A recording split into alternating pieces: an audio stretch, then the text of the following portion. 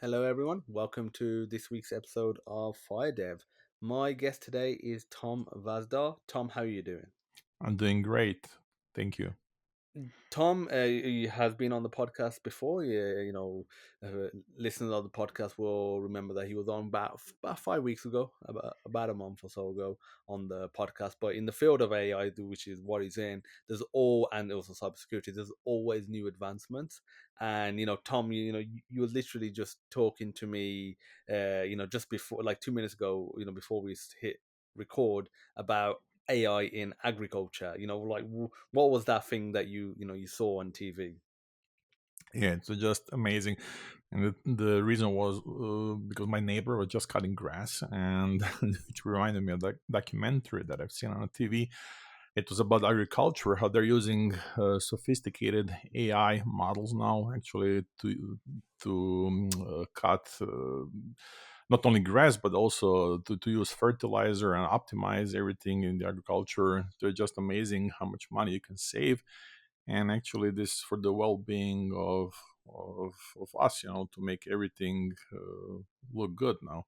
I mean, I don't know how to explain this the best, but it's amazing the number of use cases and industries where AI can be used. It's just mind-blowing, because I was mainly focused before on cybersecurity and business processes, but now, when this is becoming more popular between people and in different industries, there are just new use cases are starting to appear. So this is why actually this one in agriculture was really amazing, because they connected with the satellites and the AI models together, and predictive modeling together, just to calculate, how much fertilizer can grow in the field, and to optimize actually the whole process in agriculture. So it's just mind blowing everything that is possible right now with the AI. Oh yeah, for sure. But the interesting thing I find is right now it is still very on the sort of less physical realm of it. It's still a lot of interaction from the human side doing the physical part, obviously using machinery as well, but it is like like you're saying, where to plant it, when to plant it, how deep, like that sort of thing. Yes. It's Yes, it's about precision farming, because they can use this AI now to optimize planting, watering, fertilizing, as I said, to analyze data from different sensors, and connected everything with the satellites is just amazing, and then you also include weather forecasts there, and suddenly you have really smart system for agriculture, because then in the future, I mean, as the crop grows, you can do crop monitoring, you can do different predictions, because they do use predictive modeling. You can automate your machinery, irrigation systems. I'm not really into agriculture. My son is, but this is something that I have seen in on the documentary. And as I said, it's just amazing the number of use cases where this can be used, where AI can be used. Just mind blowing. yeah, it, it's one of those fields where there's a lot of potential for improvement, and there's a lot of potential for improvement before you even get to the physical aspect of it. Because it was always that talk of AI is gonna take jobs, and obviously we've discussed that at length before, and how that won't really be the case. It'll just be a transformation of jobs, and people will need to retool if they want to stay relevant. But it was always about it's going to take the manual jobs. Like that was always the thing for years and even decades, when people was talking about not just AI, but it was really just technology. Like AI may not have been applied to the technology, but we know now that for it to even get to that level, AI needs to be helping power the way it's making the decisions, and what it's doing, but just technology in general. But what we've seen is it's really more of the stuff that you would do, the planning, the stuff on the computer, the more written based, the stuff that isn't physical. That is what's being heavily, if not replaced, enhanced by AI. Yeah, because obviously, like you said, with the agriculture, they've still got to go and plant the seeds. Yeah, they'll use some sort of machine. They're probably not doing it manually by hand, but they'll still be a lot of human interaction there. Same with if let's say if it's used for a taxi driver, the AI might help optimize route, but the AI for now, and I think for a good number of years in most countries, won't be driving cars, no matter how well the tech is going, because there's also political aspects to it as well. So, but the AI will definitely be powering, I say, almost like the back end of it. The front end isn't quite ready yet. The more the thing that the human interacts with as much, but the back end, yeah, that's going to be heavy AI. Well, the thing is, with when we talk about jobs, well, definitely there will be shift in job demand because some jobs will be replaced, and people fear they will be replaced as humans. But the thing is, some jobs will be replaced, but AI will create demand for new roles, and those new roles will be like AI specialist, data scientist for AI, technology manager. Things that we didn't have when we had them in a different scope. But right now, this is everything all because of the AI. There is a different need for different job roles. So this will also have impact on low skill jobs and manual labor jobs. They're the ones that are susceptible to automation, and this is leading to potential reduction in employment opportunities also in these areas. But then again, this is opportunity for everybody to learn new stuff, to get trained, to embrace actually AI, because I believe definitely AI is going to augment us as people, as workers. It's going to make our lives easier. I really believe in that. And I know many people fear, but when we talk about ethical usage of AI, development of AI, these are some philosophical questions definitely need to be addressed, because people are always afraid, that they will lose their human rights, and then definitely something up for discussion. But from the job market, this will require significant reskilling and upskilling efforts to help workers transition to the new roles which are created by AI advancements. So when do you, because it's all like this is something that always comes up in discussion regularly, about the displacement or the replacement jobs, the transformation of industries. Right now, I haven't really seen much of a change in a way that a huge number of jobs are affected. Like it's coming, we know that. And part of it is just companies are still reluctant to using these LLMs because they don't know how the data is being used, copyright issues, privacy, security issues, and all that. And I've seen some companies trying to do create their own LLM so they have no full control of the data that's going in and out. But we know that they're probably not going to be as good as the ones that are created as a dedicated business from the Right. likes of OpenAI and Google, for example. But like, when do you think we'll see a major shift, and in which industry or industries you think we'll Mhm. see it first? Well, first of all, we are still very early in this process with large language models, with generative AI. Definitely very early in this process. So this is why we still didn't see this huge shift, huge transformation. But where companies are using AI and exploring actually how to use AI, this is for automation of repetitive tasks. So because AI is automating routine and those repetitive tasks in different industries, and this could has a potential also to displace roles in data entry, in manufacturing, especially in customer service. So basically, financial industry, they're perfect for AI. Pharmaceutical industry, perfect, because there is every company where you have to produce large amounts of documentation, text, whatever. This is perfect actually for generative AI.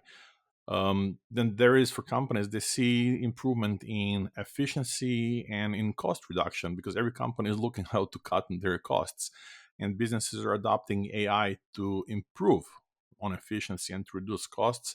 And this can lead to also to job losses in roles where automation is more economical. And this is why we will see now this shift in job demand, where some jobs will be replaced in the future. And this is something I have mentioned before, the areas like every company will definitely need like AI specialists. Like before, you had business analysts. Like for instance, in the financial industry, every bank, they employ business analysts because it's really important to verify all the time and check different business processes to improve them. It's really important because banks are building their own applications, legacy software, whatever. And for the cost reduction and improve of efficiency, it's really important that you have people who understand those business processes, people who own these processes.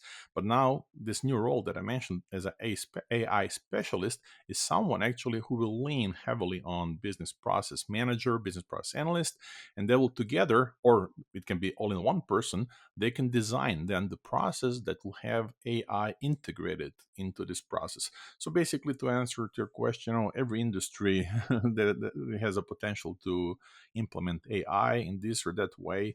So it's the opportunity that companies are right now exploring. And but for that is also it's important to understand actually how AI works. They don't really have to know machine learning and to understand everything. There are people who know that. There are consultants, there are internal manpower. Everybody can get together. Definitely important to set up like AI office in every company.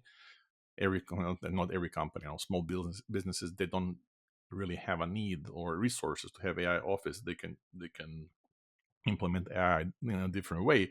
But for bigger institutions like financial corporations, they're the ones actually who would have AI office that would actually decide, what is the proper process, the proper way to automate. And I know everybody's now looking first. It's customer service where you can actually call centers where you can cut down on costs and optimize these processes. Yeah. So, since the last time, we spoke, it's been about, a month. Well, what's been the most exciting news in AI? And also, because you're also in cybersecurity, that you've come across. Because when we last spoke, I'm pretty sure ChatGPT 4.0 had just come out. I think it had been like a matter of days or maybe a day or two. And we briefly touched on that. But our experience and exposure to it was very much just experiment. We're just tinkering. Now that a month's gone on, and you've potentially used it more. What do you think of that as well? Well, the thing is, since we last spoke, many things have changed, and this is something that always amazes me: the speed of change. And I always feel like I'm lacking in knowledge because if I don't read like for a couple of days, then suddenly there is a huge gap because many things have happened. So what is really interesting right now in the world of AI is actually the generative video. We have seen Sora videos being out there, and then there is now Luma AI that was just released yesterday, a couple of days ago, and it's basically what Sora was supposed to be from OpenAI. And now Luma AI actually can create all these videos, longer videos with a prompt. I just played before we started to talk. I just played with different prompts, and I was able to generate a tiger walking in the snow, and this is lasting like for 10-15 seconds. So basically you can make short scenes, videos, realistic videos. It's just amazing, mind-blowing. And this has such a huge potential now in the marketing industry. To You can create your own storyline and even the professional video. The technology is not there yet for probably for the professional use, but with the speed of development, definitely something that in the second half of the year will be for everybody to use. Um, then we have seen also what was it, Anthropic. They released three models at once. GPT 4.0, which is really mind blowing. The model. What else was there? I'm using some tools like Mind Studio. They released multi-modal modality in their business flow processes. I have seen also other tools which are low code or no code tools where you can build your own AIs with. So definitely this is something that we will see in the second half of this year. So it's becoming actually easy for people who are not technical. It's becoming easier for them actually to acquire the knowledge and to build their own processes, their own workflows with AI. And really, all you need is just a couple of hours to comprehend how this works, and then you can build your own AI, which is really amazing. Something that where you needed like consultants and spend lots of money. Now you can, like, I don't know, like a $20-$30, you can get a monthly subscription and just play with this, and build your own stuff, automate your processes. I know I have definitely automated all of my processes. Everything I do for my business, everything is completely automated. So I have probably like 20 different models that I develop by myself, and I just keep working on new ones. So this is really cool. Yeah. So many things have changed, and it will change even more in the following months. It's important for me actually to be on different mailing lists, and get all this stuff, because it's really, there is not a single source that will tell you everything, but things are just happening. In a week it can be like two or three just bombshells, like for instance, Apple just released like a couple of days ago, their integration of AI and change of Siri, and how Apple will use artificial intelligence in alliance with OpenAI. Just amazing, how this is gonna change now. So all these personal devices that we have, like our phones, they're becoming AI, local AI machines, which is really, really, really something that I like. To always have my own assistant in my pocket. So it's very cool. You know. Yeah, I mean, look, obviously, talking about, obviously the Apple announcements, I know that had a huge boost on their stock as well. They briefly surpassed, Yeah, Microsoft. I think they added about 200 billion onto their stock price. And obviously, Nvidia soaring as well. That's doing well. They Nvidia, had yes. this, it seems to be all eyes on anything AI. Microsoft, obviously, their, close collaboration and investment in OpenAI. Apple now with this AI stuff, everyone's always was waiting for a long time to see what Apple's going to do, because they're always a bit late to the party, but they're always they always turn up. And then Nvidia is just literally powering it for pretty much everyone out there. So they're like Hmm. kind of winning, regardless most of the time, I find.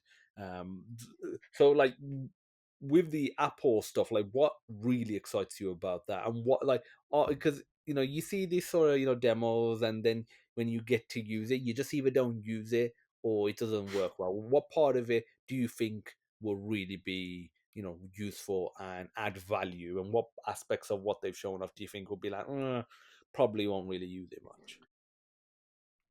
See, definitely improvement with Siri, because Siri, the way it is now, it was basically useless. All these smart speakers, I was the first early adopter of Google Speaker, of HomePod. I have Amazon Alexa at home, everything. They're all pretty much the same. But now with the boost of AI, with everything, it's a game changer. I know what I did last year with ChatGPT. Thanks to Apple ecosystem. With shortcuts, I was able actually through API to connect ChatGPT with Siri. So basically, you talk to Siri, you talk to ChatGPT through Siri. But this is something that would constantly drop connection. It didn't really work well, but it was definitely doable. So Apple is now going in this direction. So basically, you won't even have to open ChatGPT on your phone and then talk to it. You'll be able now to talk directly to Siri, to ChatGPT through Siri, and get all the answers and everything. You'll be able to create images, write text, emails. So basically, everything that was automated before, it was like half automation. Now, with the boost of AI, it's becoming actually way cooler and the way it was supposed to be. But when they introduced those HomePods and Google Home speakers, this was the time when the technology was not there yet. But we are there now, and definitely, this is all becoming our AI-powered assistant in our pocket. But it's not only Apple; it's Google is already there. They already have this, so it's really, really, really, really good. Let me just close my windows here. Somebody is messaging me all the time. Just did.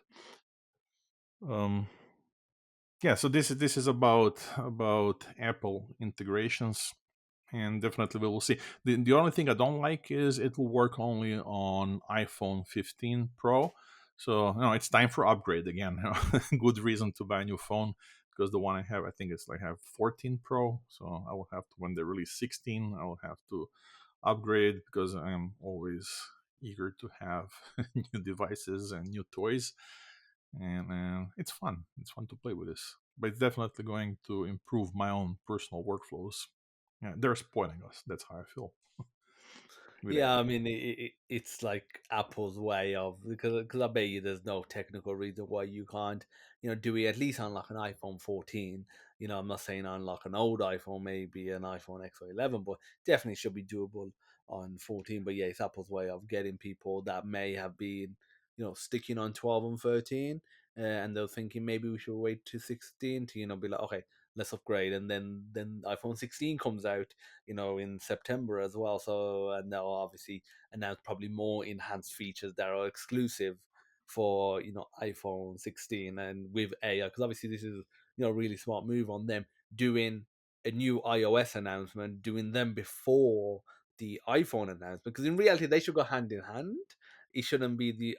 I know partly because it's so developers can get hold of the development kits and the SDKs and then actually develop for it. But in reality, they should go hand in hand. But this way, you'll probably boost sales of the iPhone 15.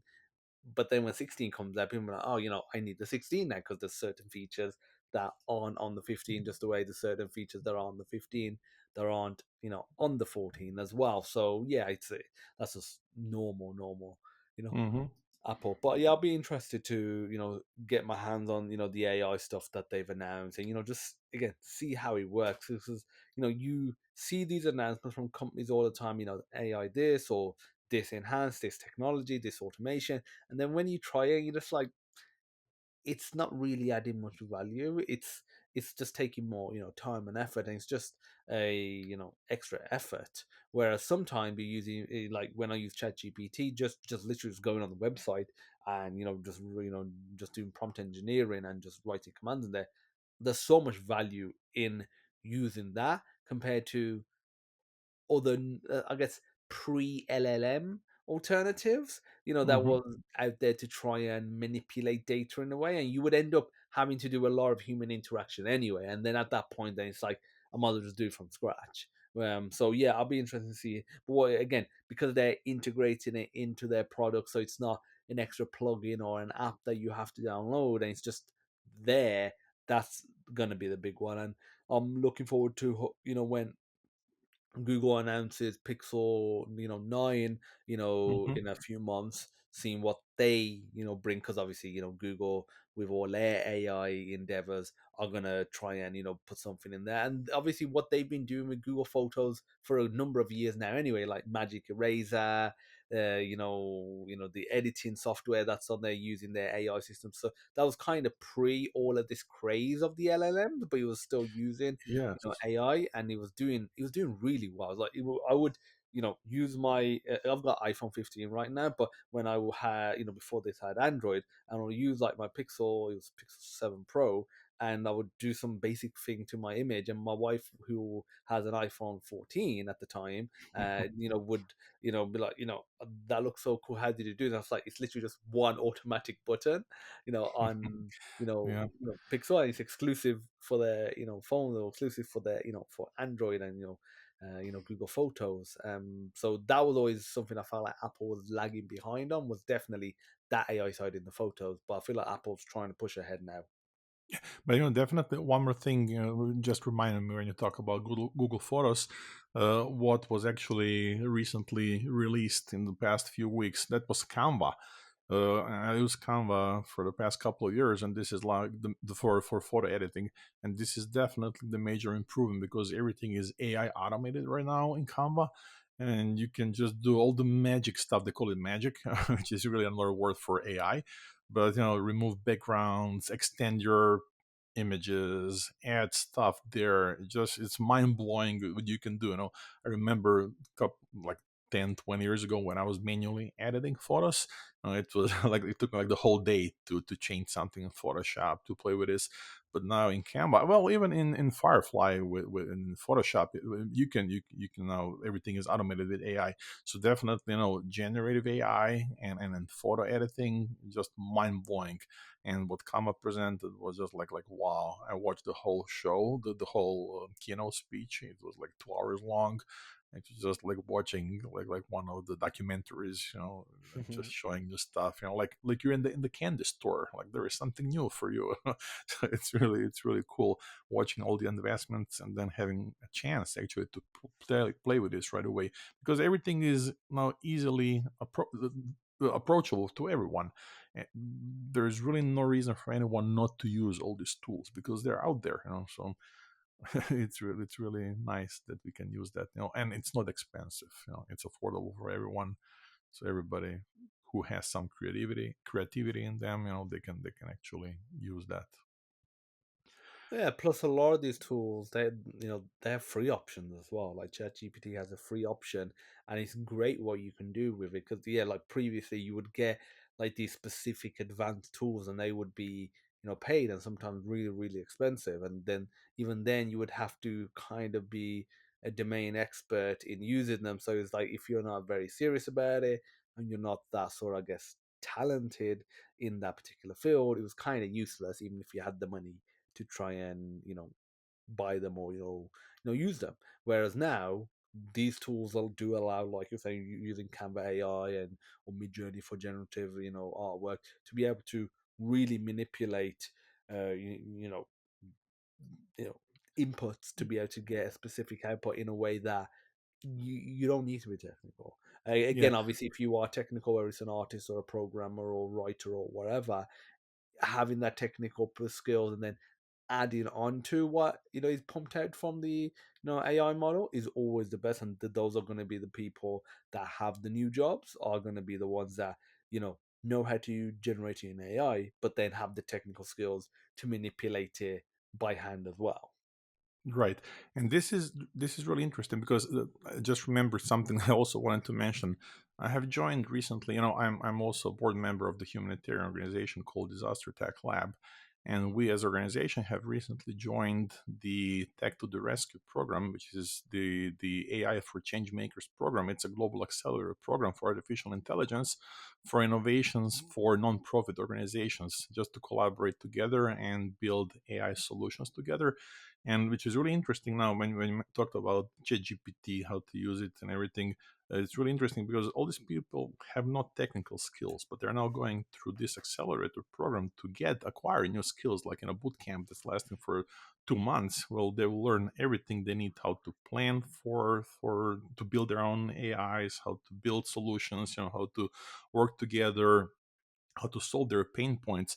So we're proposing actually to build an offline tool, offline AI, that will be used by disaster relief teams in the field, which is really cool because we have lots of documentation that teams need. When they go to Morocco or somewhere where there is no internet, definitely an offline AI, it's something they would need. And it can be used, there's so many different use cases. You can use it for psychological help, you can use it for operating manuals, to create new documentation, everything in the field where there is no internet connection. So this is definitely something, when we talk about ChatGPT, it's not the only large language model that can be used, because what we have learned so far is actually, I mean, we learned so far. I knew that from before also, but what we have learned is how to calculate what is the right language model. Well, what is the throughput? What is the capability? And there are so many different language models. If you go to Hugging Face, everything is listed there. So everybody who is interested actually in different applications of AI, you should go to that website and just find out what is the right model for a case. So if you're actually using for production of dealing with large data sets and production of documentation, then there are a couple of models there. I mean, every model can do that, but not everything is specialized for this particular case. So in our case, this was actually, I think, Llama from Meta would be actually wonderful because it can work offline, it can deal with large data sets, it can produce documentation, generate content on the spot. So this is definitely something that I like how to use. So right now I'm also researching what would be the right hardware for this to host. So there are different solutions like Raspberry Pi and with a specialized hardware for see, this is now we're talking about AI, now I'm talking about hardware building offline models, which is really interesting. There's so many different use cases here, and only because we started talking about ChatGPT, and because many people talk about ChatGPT, they think like, okay, artificial intelligence, that's ChatGPT. No, no, it's not actually. ChatGPT is just a tool, one of the tools which is marketed really well. It has great capabilities. I use it also daily, and only because it has interface the way it is right now. But it doesn't have to have this interface. Headless AI is definitely something that we will see more in the future when you push AI behind the scenes, behind the different user interface. Right now, we use it as a DOS prompt. Basically, we used it in the 80s, and this will also change in the future. So there's so many changes. It's just amazing. When I think about AI, sometimes really need to sit down and focus. Okay, what do I want to achieve? Which problem do I want to solve? What are the pain points? Which direction do I want to go? And there are so many mind-blowing opportunities. So this is for me, it's actually fun now to envision different systems and even to do local systems. And so now from the non-profits, from humanitarian work, suddenly you can see in the implementation of this technology also in businesses. And I talked before about the financial industry, and they have restrictions, how to access cloud. Everything is heavily regulated. So for them, it would be really good actually to have offline AI models for specialized tasks, which is leading me now to what I discussed before about the AI specialist role. See, I'm jumping now from topic to topic, but everything is so connected. And people who want to work in AI, they really have to have different skill sets to put all this together, to envision how to use this, because it's not only how you prompt ChatGPT. Prompting is really important, and you need to learn how to prompt, know firsthand how difficult this is. And ChatGPT is really difficult to use. Many people use it as a glorified search engine, which it is not, but it's really difficult. I need to learn actually what is the proper way how to communicate and model ChatGPT to get the best out of it. In my experience, it's actually Anthropic, Claude. It's really nice. It really has good prompting, and it's providing really good results. But as I said, every language model is for a different purpose, different need.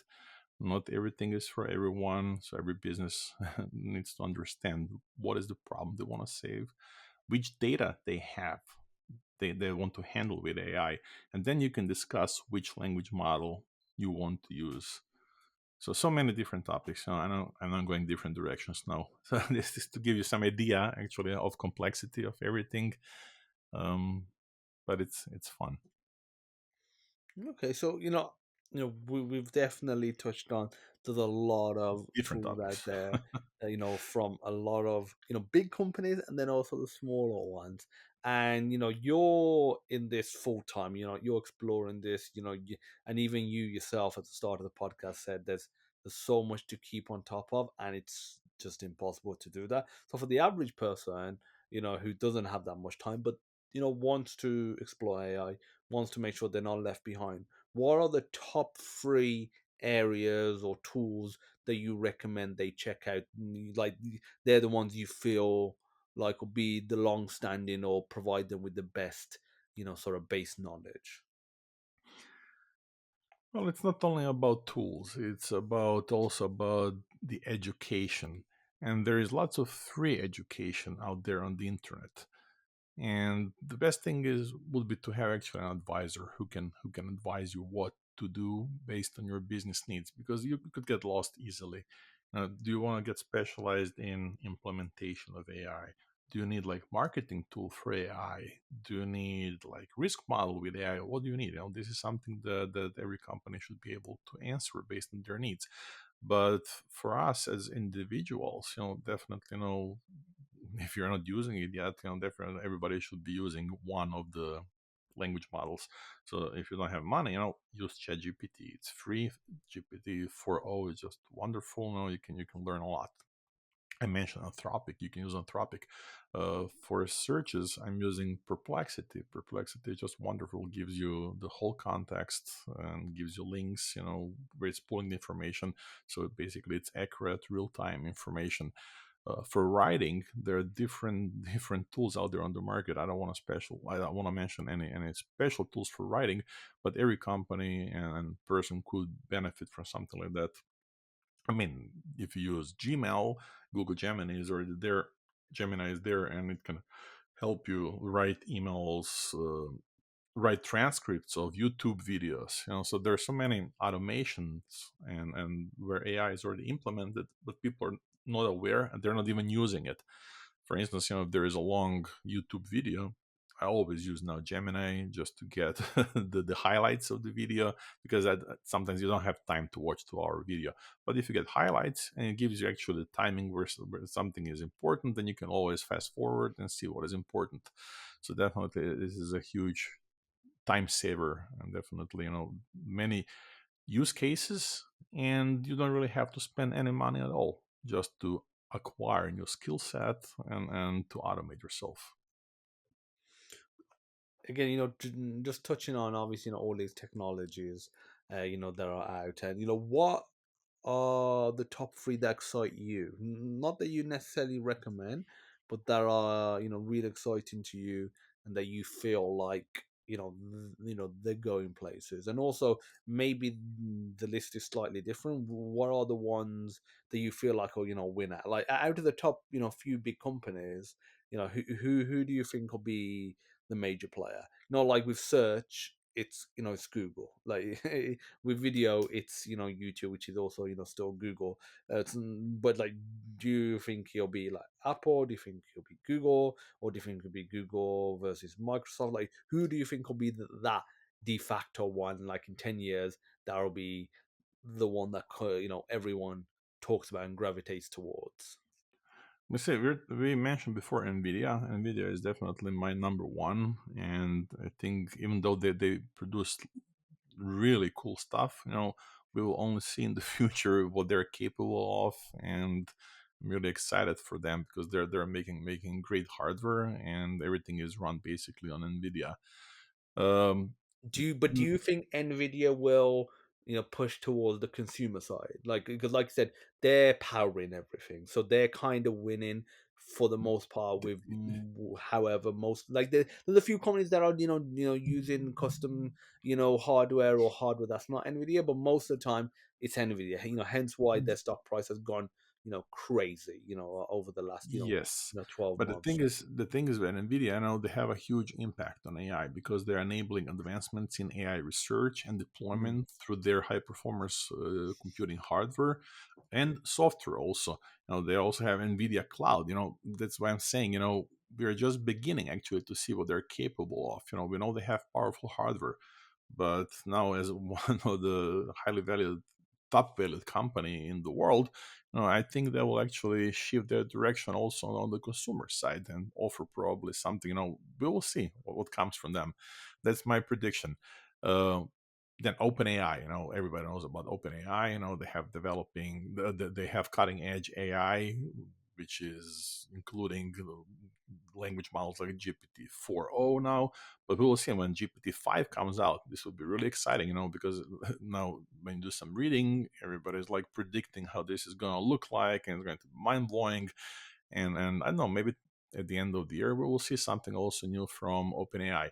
Then there is Google with DeepMind, just with Gemini. It's really amazing, the context of 1 million tokens. It's 1.5 million tokens. It's just amazing what you can do there. It's not really that expensive to use either.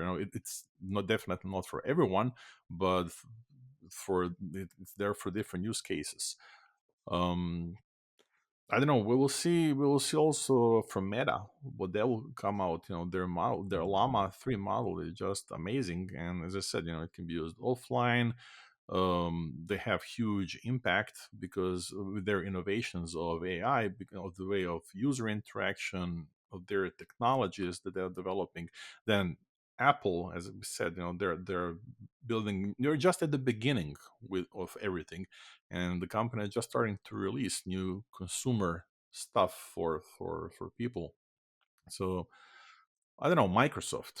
We didn't mention Microsoft, but they integrating AI into their cloud services like Azure AI, into productivity tools. They're one of the first companies that start to do that, with Copilot, Office 365, and this is having a huge impact on organizations because they're enhancing their business processes, their cloud computing capabilities, there are different AI capabilities also for developers, which is really amazing. For developers, they can just the way they code. This is completely changing now with the use of AI, which can build the entire code. So there is a human side is only just to check actually if everything is done right. So many companies and so many different use cases. Everybody's specialized into something. I don't know. What is your opinion? For me, if I have to choose one single company, it's going to be Microsoft. Just for the Microsoft. simple Okay. reason of how close they are with OpenAI. And like you're telling me that they own 49% of OpenAI, that they don't have some extra, software or models or tools that, other people, other companies, can't get. Like, of course they're gonna have the cutting edge. Of course they're gonna see it before everyone else. They're gonna be have time to integrate it and even, build on top of it before anyone, before Google can see it and, try and, put it in Gemini or, Meta in Llama or Apple in, their stuff. So yeah, it's funny because Microsoft, pre this sort of open AI rush, AI in general, but the open AI rush of the last 2 or 3 years, pre that, it kind of had become relegated to almost like IBM status. It was like, it's that big company. They're kind of outside of, let's say business, is kind of not, as relevant as Google and Apple now, and some of the other companies like Meta, there are around. But now with AI, and again, they heavily looked out because everyone was exploring AI. It's not like they weren't, and everyone was trying to do it, and everyone would have tried to do these this style of large language models once OpenAI really released their applications, but they looked out that Microsoft was the one that invested with them, and that has helped immensely for their stock price, for their products, for their future product line. I feel like it's instilled faith again in that once big, company that took on obviously Big Blue, and that was like the behemoth, and it's become relevant again. Like Microsoft, it I feel like there's a very real possibility the next 20 years could be fueled by Microsoft products again, like they Hmm. were from like the 80s to like the 2000s, where it was, Microsoft this, Microsoft that.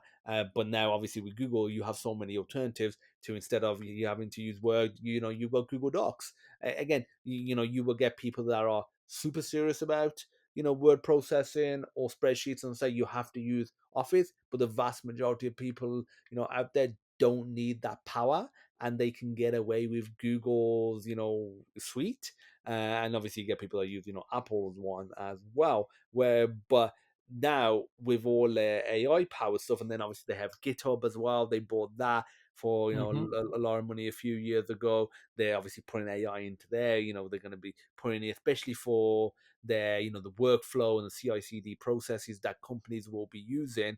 Then obviously Azure, integrating it directly into there.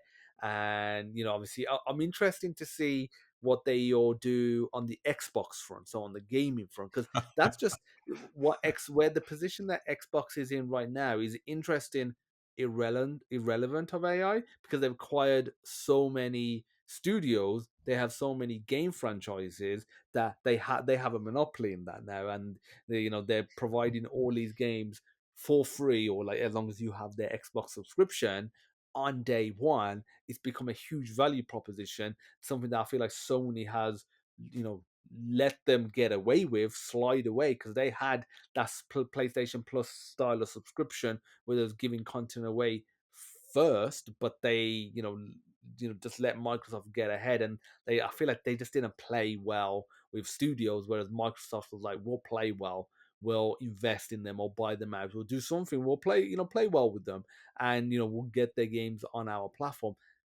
They really haven't, it's not the way they've been announcing AI in the other tools. Microsoft hasn't done, I say, a huge push in Xbox yet, and I feel like that'll be interesting to see that. And then, once it's all the same, again, that was another thing. Their, chat assistant, Cortana, when that came out, he was like, who's gonna want this? You've got, Google, you've got Apple, that's pretty much it. And obviously, Amazon with Alexa as well. Those are the three. But now with their AI endeavors and how integrated effectively, their AI and the open AI systems are going to be in all their different products, Cortana might be the one. Like in 5 years, it might be Cortana everywhere outside of a, Apple, because Apple's pretty much always going to try and stick to their own data. That's how they, always operate. But outside of that, it might be Cortana. Like instead of OK Google, it might be OK Cortana everywhere.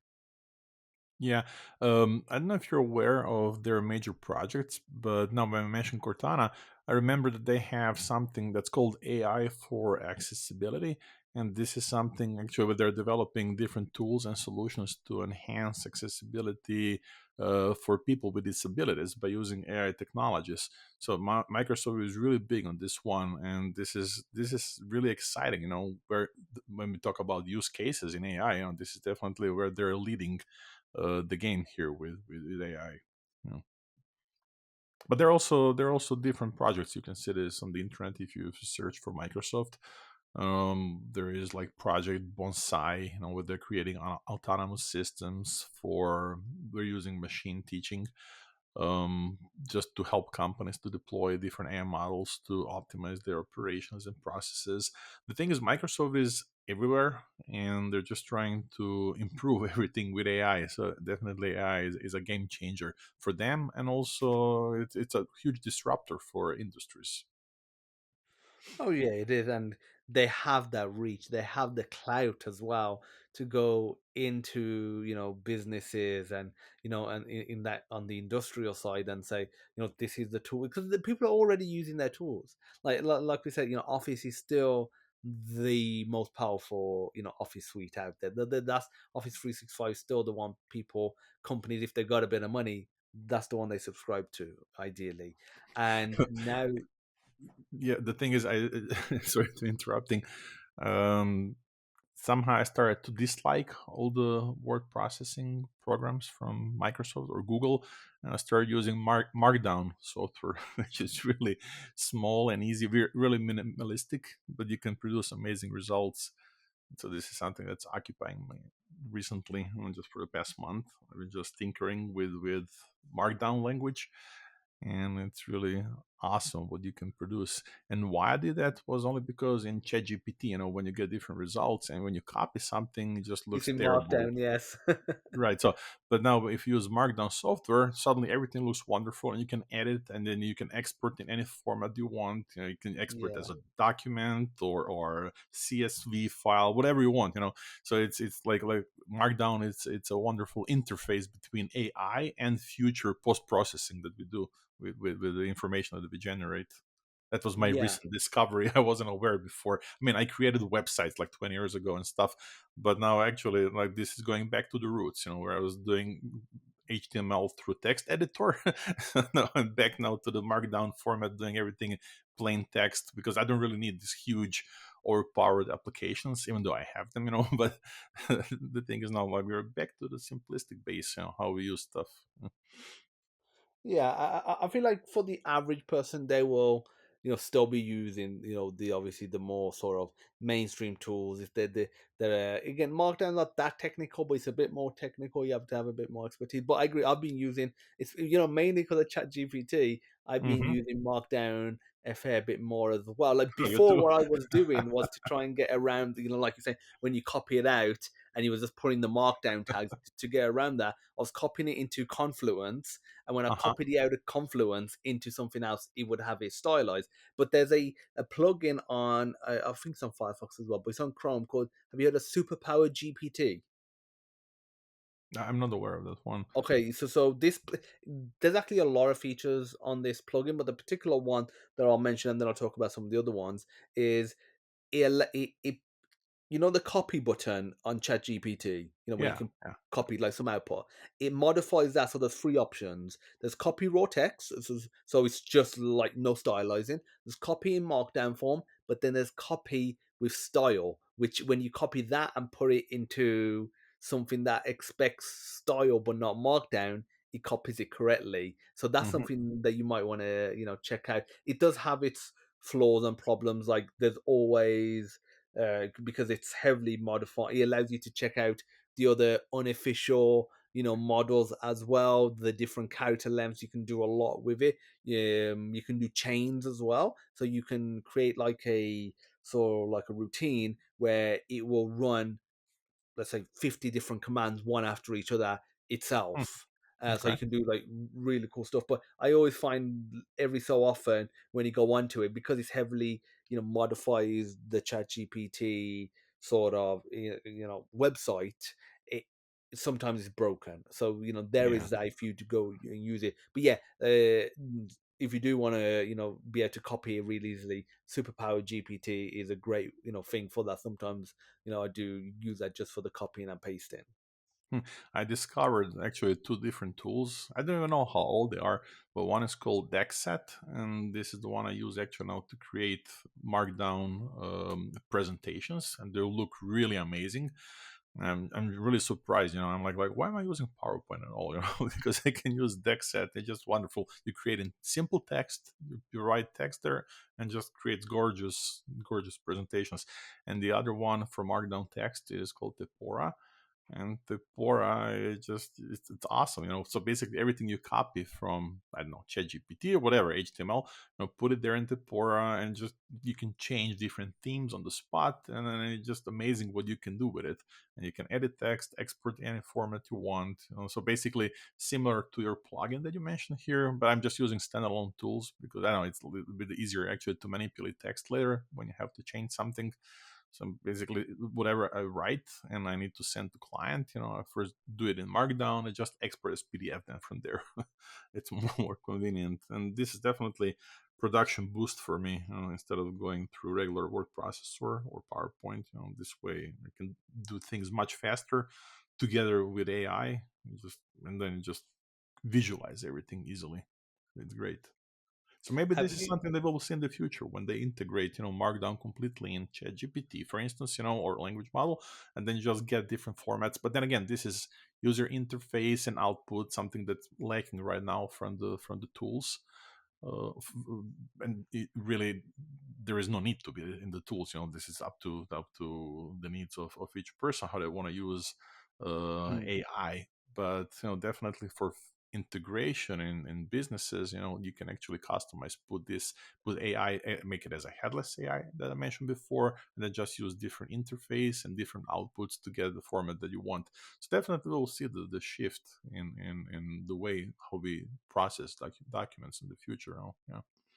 Oh yeah, and I really do would like to see Markdown as an option in these tools, not like as the primary option, but because sometimes I'm editing some piece of text and I'm like, if I could just use Markdown, there's a few elements of stylizing it that I could just get it the way that I want it. Right, So right. it would be good to have that as a secondary option in a lot of the more mainstream tools. Hopefully it comes, and I feel like it's becoming more and more popular. I feel like in these tools that are more, for business side, they're more of a chance because like I was mentioning, Confluence. Confluence has Markdown, and that uses it.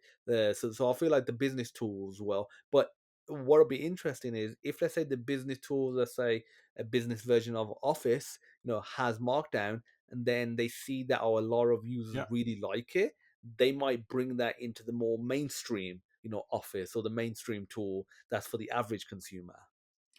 That would be actually really nice because originally I thought it's already out there. So I'm trying to open Markdown with Word and I can't open it. I'm like, I can't because it doesn't exist. You can open it, but there are other solutions out there. So it's easy. And then you realize I don't really have to use this. From Microsoft, I can use something else. But not everybody is like that. If you're a business, then you already have licenses and everything, and you have your tools, and this is what people use. For me, it's easy actually to shift everything around. Hmm. Yeah, Markdown it's definitely an interesting one, and it's one that, like I said, I hope they integrate it, Right. more and more, and I think same for you and me. We have started using it because of ChatGPT. I used it previously, but now I'm having to interact with it on a regular basis because of the amount of ChatGPT that I use. I mean, have you used any of the other, GPTs, like the plugins that you can get, where you can, we're talking about like the office tools and like there's just like spreadsheets and also like PowerPoint, where you can create like a presentation, using the AI and using like a GPT. Actually, I'm not using anything like that because I did experiment with this before. But usually, at least that was my experience, when I would create like a slide deck or something, then I would have to spend additional time into modifying everything because it never looks the way you want it to look. And to add some graphical detail, and it takes time also. You need to change fonts sometimes because it also takes time. So it's not really out there yet, even though those there are like 6 or 7 different AI tools for presentations. I try them all only because I wanted to experiment, and nothing produces really the result that I like, because they'll give you like either a huge image of something and small text. So the thing is, you need to invest more time into customizing something that the AI would produce instead of doing everything by yourself. What you can do instead, you can use ChatGPT and just outline your presentation, and then based on this outline, you can actually build your own slides. Because as I said, the way this works right now, I'm not really too happy with it. Even with Microsoft Copilot, I don't know. It's not really time saver. Maybe if you're doing something, I don't know, pretty general from some text, maybe it could satisfy some people. Probably majority of people, it's sufficient for them. I don't know. I'm a little bit too picky, and I want my presentations to look a little bit different, to have like special look. And this is why, as I said, it's we're not there yet. I use Midjourney to create my own images, backgrounds. I use different fonts. They're a little bit more flashy, but not all presentations, I'm aware of that, not all presentations need to look like that. This is only, it's my own issue, the way I use it. So no, I don't use those plugins. I try them, but I'm not really too happy with them right now. Yeah, I know what you mean. Like there's a balancing act of using AI for everything, and then realizing that, I'm having to go in and modify it myself anyway. And even if it saves a bit of time, I feel like it's adds on the frustration. Like It does. if you've used an AI tool, you don't want to have, spending, like, let's say if it takes an hour for you to create the presentation yourself by hand. If, let's say, using the AI tool, it takes 5 minutes, but then you're spending another 45 minutes, modifying it. Exactly. The numbers are still less if you use the AI. You're still 10 minutes less, but those 10 minutes, you're probably thinking, I use this AI tool, but it's just frustrating now. I'm having to go through it, and on top of that, you probably won't make it, as tailored to the way you want it, yeah, if you had just done it from scratch. So yeah, that's the problem. What I would say is it can still be great as an assistant. Like, I had created a presentation a week ago, and I wrote most of it by hand, but then Hmm. there's a couple of points that were a bit too long that I was wanting to make them concise. I used AI to help with that, and Yeah. to help do a bit of research on what I was presenting. So it was, you can call it AI powered. Like, the presentation was AI powered. It wasn't AI created. Hmm. So definitely, AI can be frustrating, and it's not going to solve all of our problems.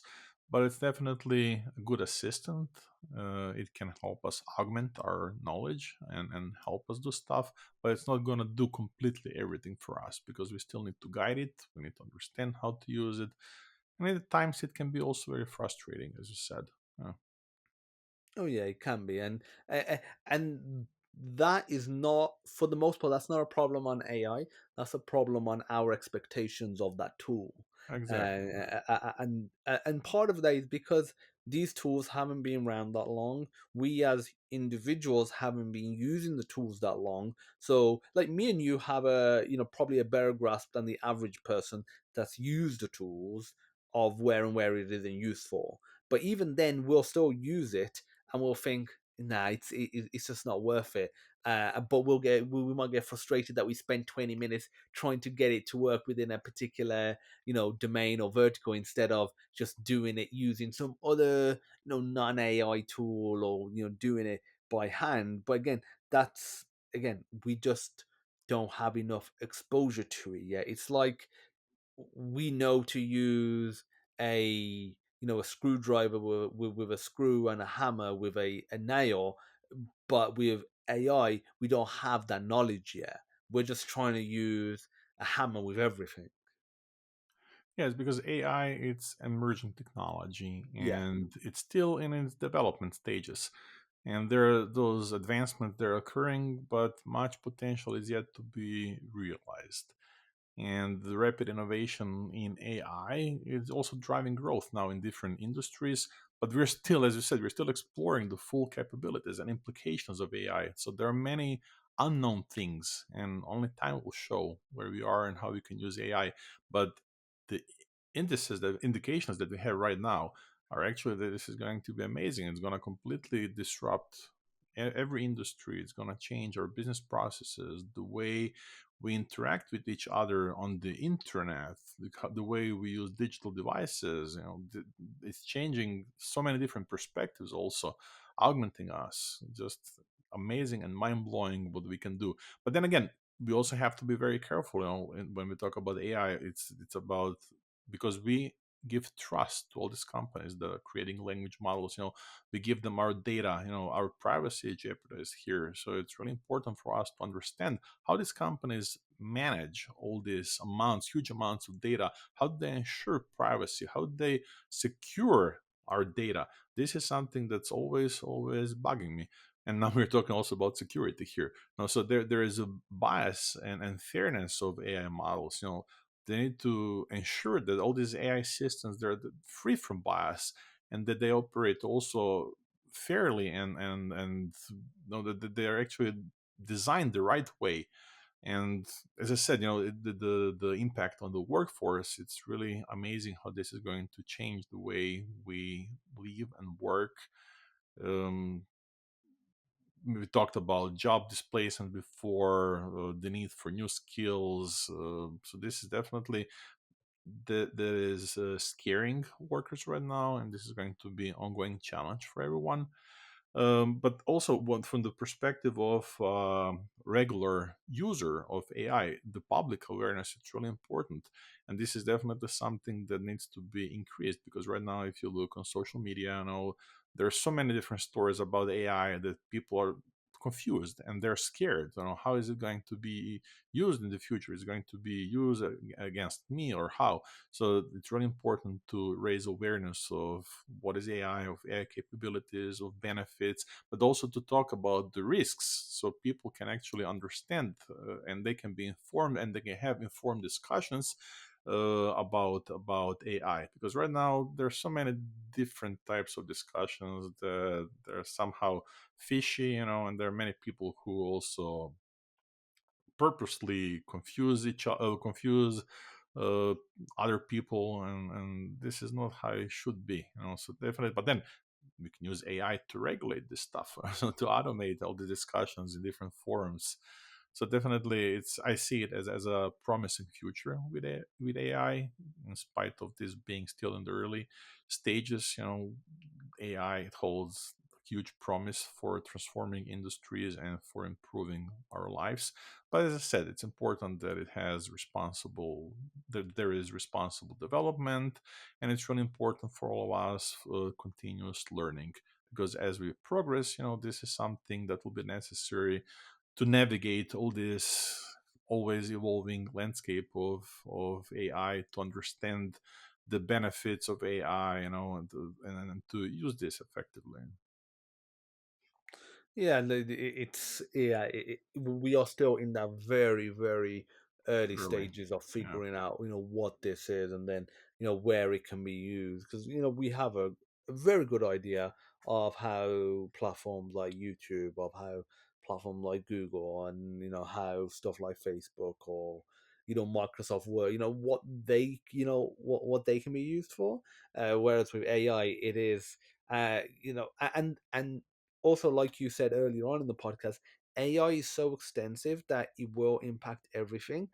But that does not mean that every AI tool out there will be able to do everything. And that's the other thing. Like, you might go into ChatGPT and try and use it in a way that it's not optimized. Like, you'll have a go, but it's not optimized for it. There'll be another AI tool that's more niche and optimized for that particular aspect that you're trying to do.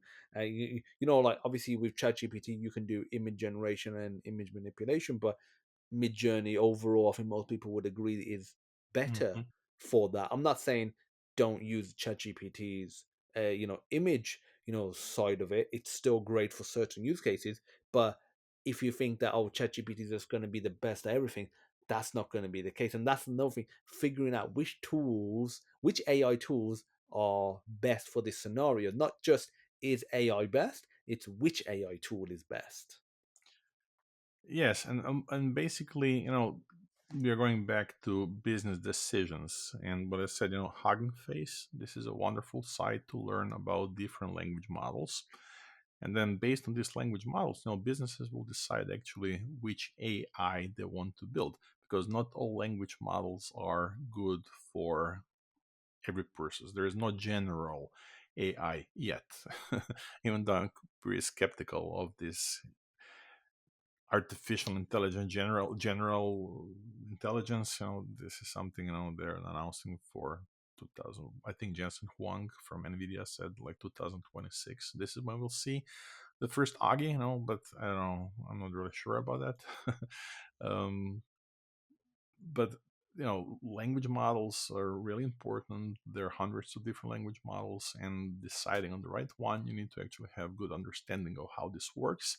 And you also need to understand actually which problem do you want to solve, what is your pain point, and which data do you have. So once you understand which data you have and which problem you're trying to solve with this data, only then you can actually decide on the right language model. Because if you pick the wrong model, it will be probably too expensive, probably too slow, not for you. No, so this AI by design. This is definitely something, the exercise that you need to do before you start building your own model. And many people and companies, and from my experience that I've seen now in the recent months, this is actually where they make a mistake.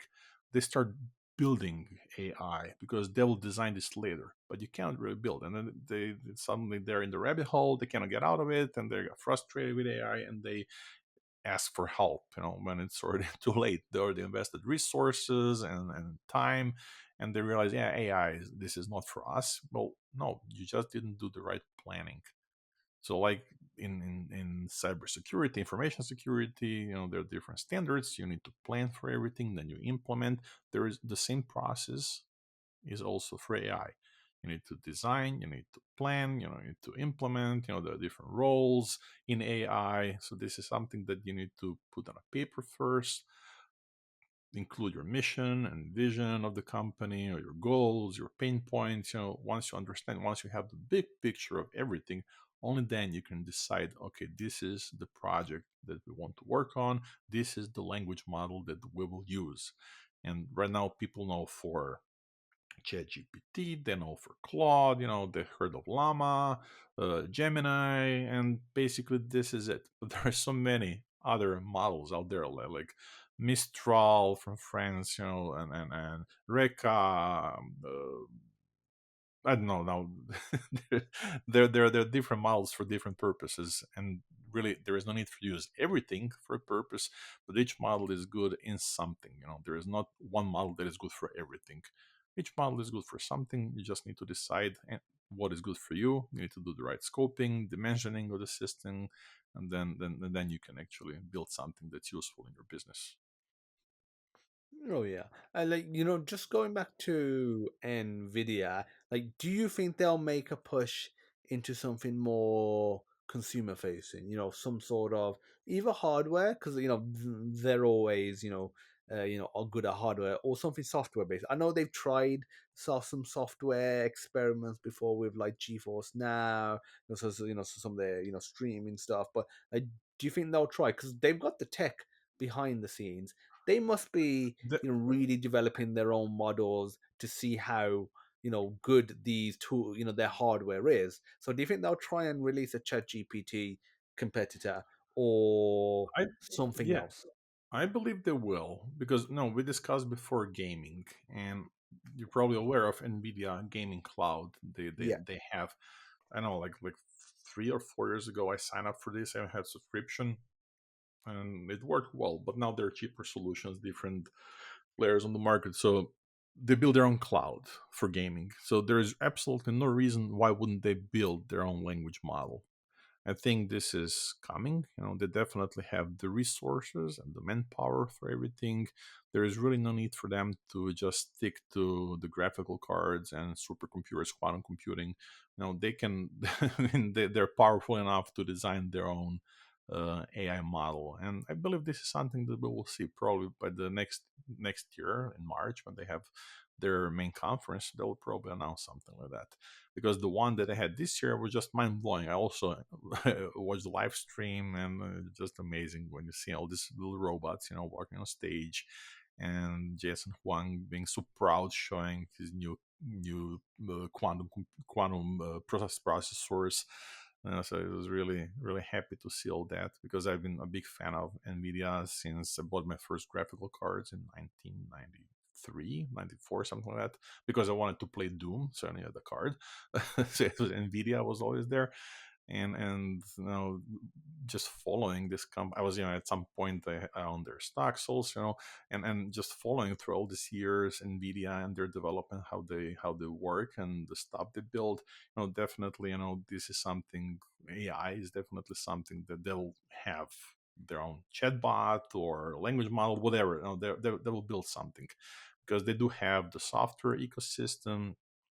Probably they will expand also into consumer VR software, maybe, because what we have seen right now with Google Glass, which is abandoned, but now with Meta version, the Ray-Ban glasses, now probably they'll shift into this direction. There is really no reason why they wouldn't, because they do have, as I said, they do have resources for everything. So most likely, but I don't know, within the next 10 months, I don't know, I'm just predicting something.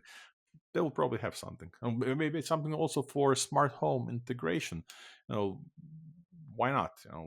Edge computing, health, fitness, every company tried to do something there. So Nvidia, they have huge potential, even though if I were them, I would focus in one area. I just wouldn't go too much into different consumer products, because they're very much business oriented, and they basically are too important to fail, and they just power the whole AI grid in the world with their hardware. Well, not everything, but they're the key player for AI. So I don't know, cloud most likely, AI yes, as consumer tools. Yeah, I feel they're definitely going to do something in gaming. I They've mean, obviously something just tried. to enhance the this our daily digital interaction. So this is definitely something, where they will develop more. I don't think they will stop on gaming cloud, because there is no No, reason they why would they won't. stop there. So they need to expand on that. Yeah, But I feel like that, because that's their bread and butter and has been for many years. I yeah. feel like that's where they will start, and then I feel like once they've got that, especially if they do in streaming, if they get that tech nailed down with AI somehow, because streaming games has always been a bit of a mess. It's like there's been a lot of promises around it that you can play on a two, three, four, $5,000 PC that's hundreds or thousands of miles away, and you can get an experience like the way you would have it. You would have actually paid $5,000 for a system, but instead you're paying, let's say, $10, $15 a month for a subscription, and then you gain Right. loads of games as well, for free within that Right. subscription. But those promises have never shaped up. It's always, there's always been lags, there's always been issues, or you always had to have this really, really good internet connection, really, really good router, and then sometimes, yeah, you could buy the router, but your house might not have the best internet. Like, there's so many factors that it hasn't been able to iron out.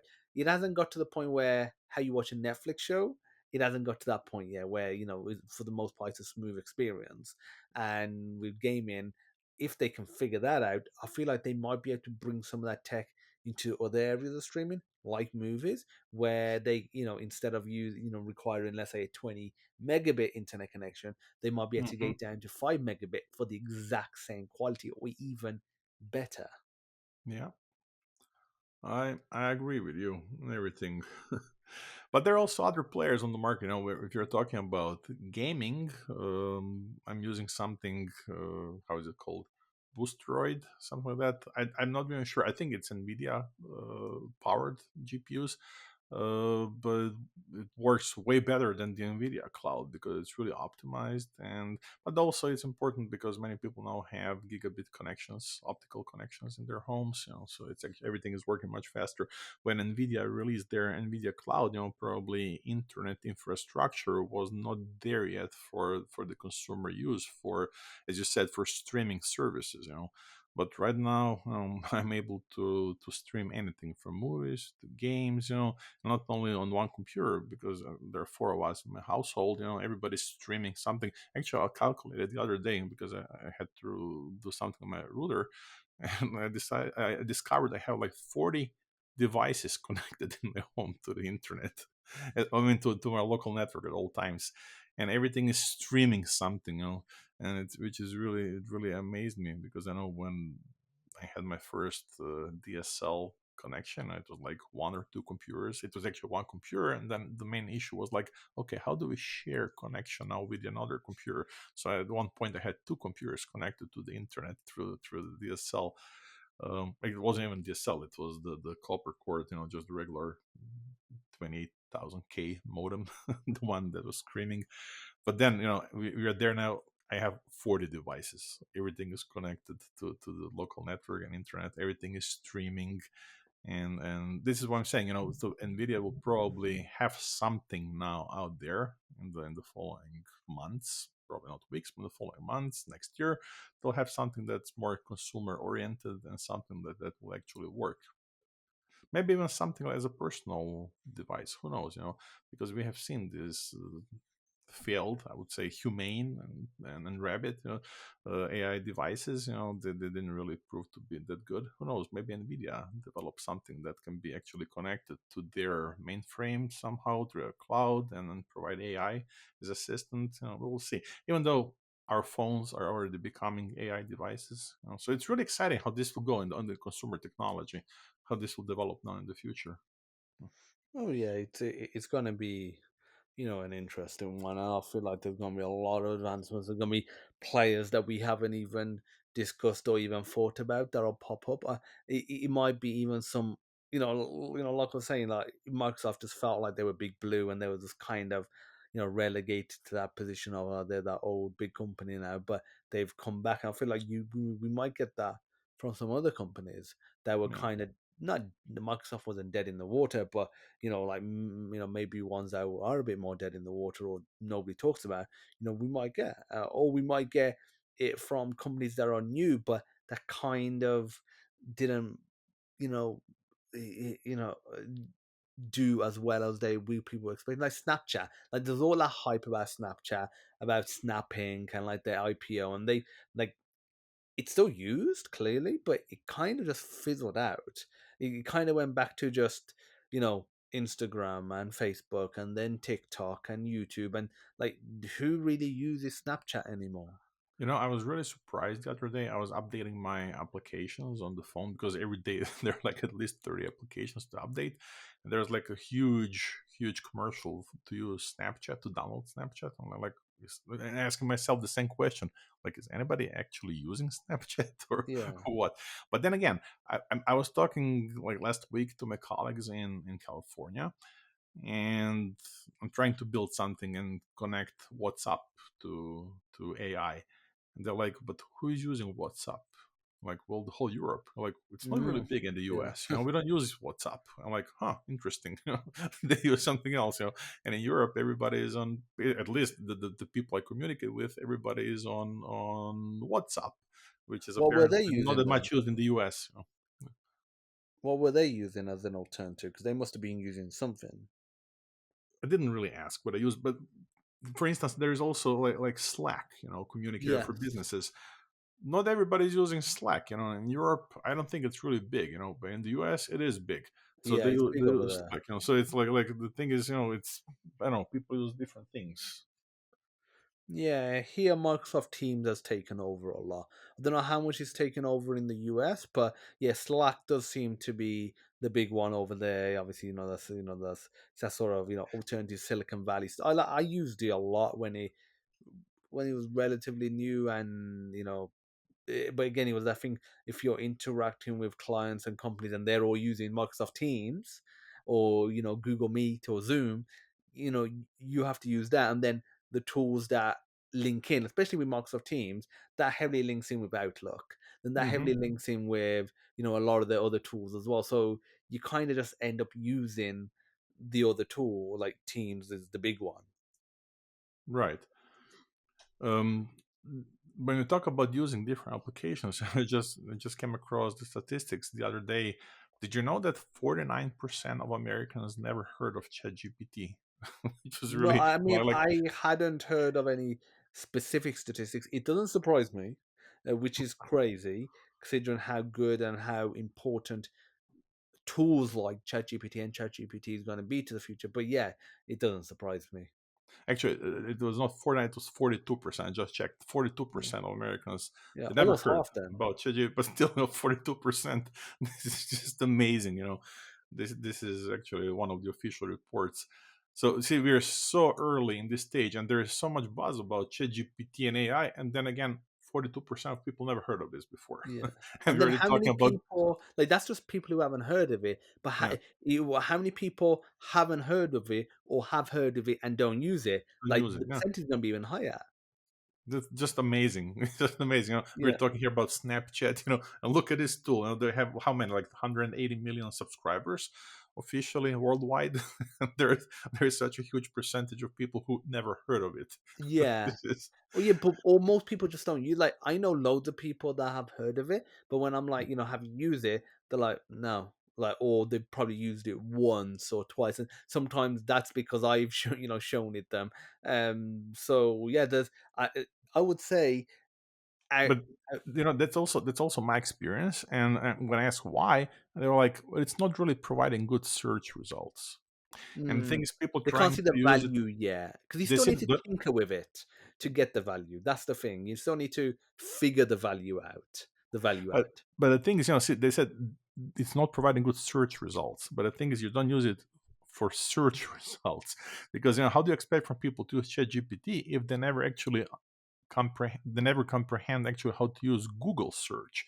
All these operators in Google search, people just type in something and then look for something on Google. But Google there's so many different operators how to get the right result, and probably maybe like 1% of people is using different operators within Google. And now we expect them to know how to use ChatGPT just out of the box, so they're not going to use it. It's really frustrating for them. It's really hard. So Oh yeah, we're it really is. we're really early, as we said many times. We're really really early in the age of AI and chatbots. There is really small, when we look worldwide, there is really small number of people who are using that right now.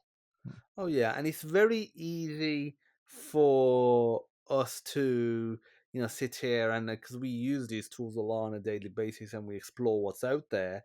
It's Hmm. easy for us to think, oh, it's just a no-brainer for people to start using it, yeah, and that everyone should just know. But yeah, it's extremely early. I mean, I'd say we're not even at the iPhone moment. We're at the PDA moment. Like we're like kind of pre-iPhone moment. Like the iPhone hasn't come out for AI yet, where everyone's like, wow, yes. I remember my first PDA. It was the one from Epson, and then it was the one. How was it called? I forgot. It had like I three remember the different Palm models. Pilot because my Palm dad had the Pilot. Yeah, it Palm was Palm Pilot. Yeah, Pilot. It was something. It just like everything with with the liquid crystal there. yeah. I Palm remember Pilot. playing Brick Breaker on it with the stylus. Yeah, yeah, yeah.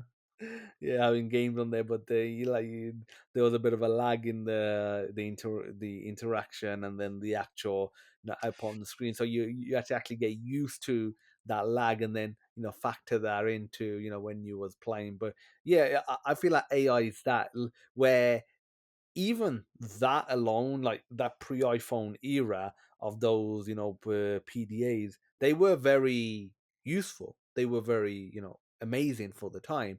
But the average person didn't see the value add. Plus, it was an additional device as well. Like that's the other thing. When iPhone came out, it was like you don't get an additional device; you just get this one device, which you've probably already got a phone. It's just that a bit more, but you've got all these other features. Or if you get an Android or whatever, it's not an additional one. And I think that's the big sort of you know Yeah, but this barrier. right, but you see, with Apple, it's actually it's about the ecosystem because you remember back in the early 2000s, when they had iPods for music. I remember my boss, Dave, that's his name. When he discovered iPod, he bought it, and then he said, "Look, I can download my all of my LPs, to on this device, so I can have everything here. I have like 20 years, 30 years of music. I can put everything on this thing." And he was so excited that he bought one iPod for every employee in his company. So I was like, okay, I have my own iPod now. And he engraved also the name of the company on the iPod. It was the brick looking one with a silver background. So it was really cool. But then Apple, they're really smart because they just added phone functionality on the iPod. And this is actually why it was so popular, why people started using it, because it was requested by consumers for many years.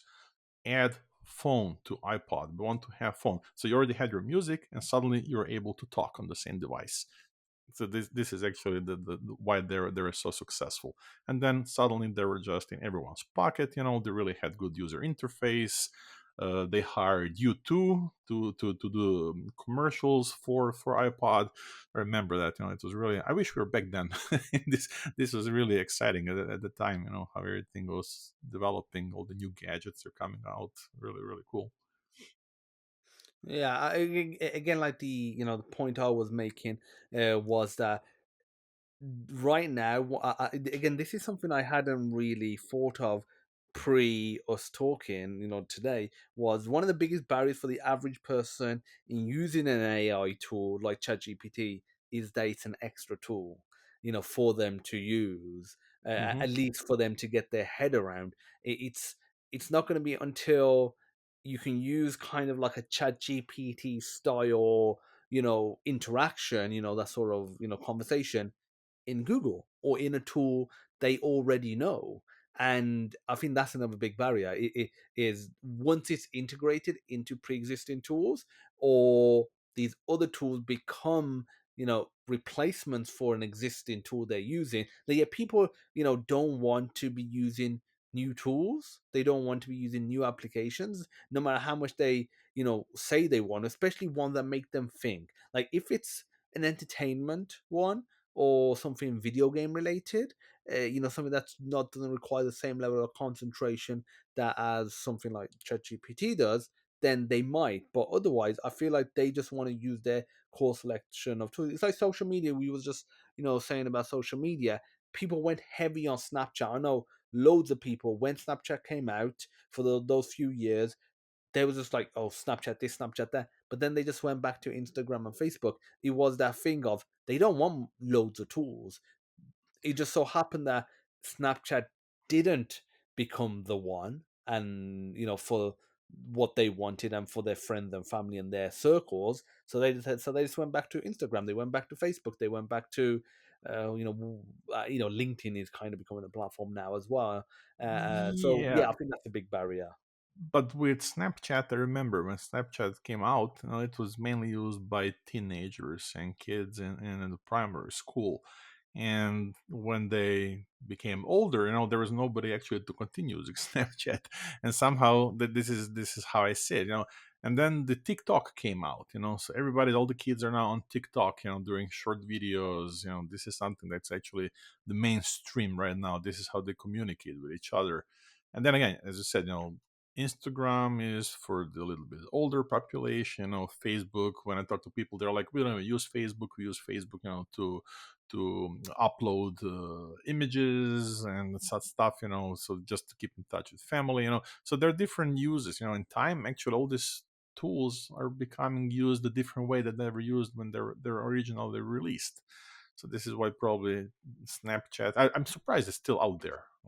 But Yeah, obviously like, somebody's still using it. You yeah, they must be. Yeah, I, f- eh, I feel like I think I saw like a couple of years ago, celebrities were posting sort of exclusive ephemeral content on there. So I feel like it's become like a platform for brands and personalities, and a lot of people use that because there was something I wanted to watch, and it was like in a documentary style, but it was like Mhm, Snapchat shorts or whatever they call it, snaps, and you just scroll in it, and you would get like a new one every so often, and but it was like it was informational and educational, and I wanted to check that out, but it was only on Snapchat. I remember just going to Snapchat at the time just to have a look at it. So mhm, I feel like there might be a bit of that where there's exclusive content that they're not putting on TikTok or YouTube Shorts because they're probably the equivalent, of these short form media, and it's not Netflix or just long form YouTube. People are going for that. I feel like that might be some of the market, but I would like to know. I might Google it afterwards, or even try and chat GPT. How many people are still actively using Snapchat? Like, what's the interaction like? Because I know the IPO like went really bad. yeah. I know that I regularly use YouTube. When you mention YouTube, this is, I think this is the tool that keeps improving. It's installed on my TV, so basically every day there is something new to watch. It already learned about my habits, the content that I like, and just keep pushing new stuff out there. I don't really have to search for anything, it's already out there. So this is really cool. Everything is on demand and in high Yeah. definition also. I mean, talking about that, where they're obviously tracking, monitoring, what you're watching, and then they're tailoring it.